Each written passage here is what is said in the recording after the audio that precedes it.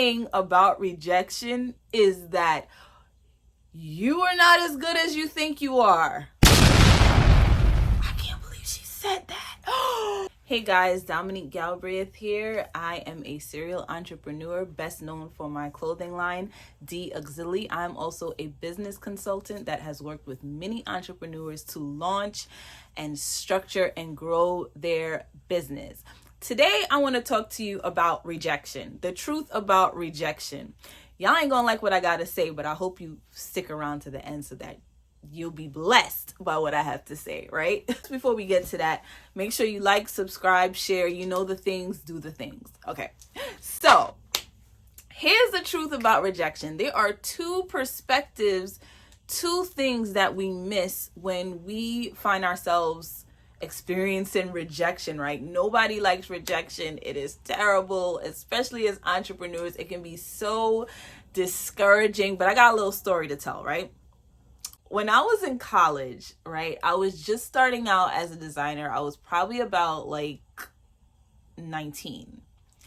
And I went to LIM College, which is in Midtown Manhattan, New York.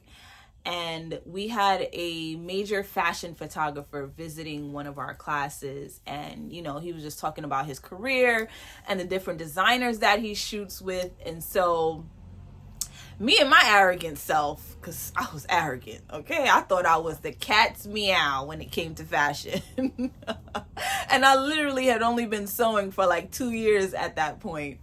And so I went to speak to the photographer after class, and I'm like showing him some terrible, now I think about them, like those pictures were terrible, like they were bad.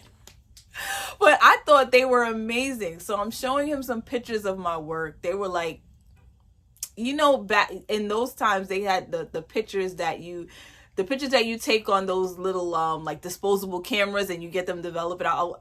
I was showing him those pictures.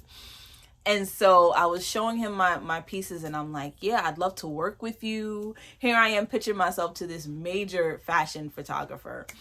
And he was trying to be nice. He was like, yeah, you know, I'm kind of busy. And I kept pushing and pushing.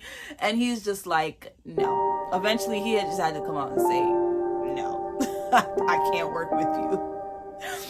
And when I tell you, that thing ate at me. It ate at my soul, because my thought process was, how dare he reject me? Like, does he not see this amazing fashion? Like, does he not see this? And then he was white, so then I got into the whole race thing. Oh, it's because I'm black. It was not because I was black. It was because I was not good at that time. My pieces were not as amazing as I thought they were. And now hindsight, right? Years later, I can look back at that situation and say, wait a minute. Dominique now would have rejected Dominique then. Dominique now would not work with Dominique then. And so that man, with his status and the level of designers that he is accustomed to working with, he made the right decision. He made the decision that was best for where he was in his career. But me and my arrogance and my offense didn't understand that at that time. And then who's to say that I was meant to work with him? Who's to say that that opportunity was for me? See, I pushed myself. I was pitching myself. You know how they tell you, push yourself, pitch yourself. Not saying those things are bad, but I strongly believe that God has to guide you in that. God will lead you to the people, and God will lead the people to you. That was not that. Okay? I was being an opportunist. But anyway, basically what I'm saying is, I was not as good as I thought I was.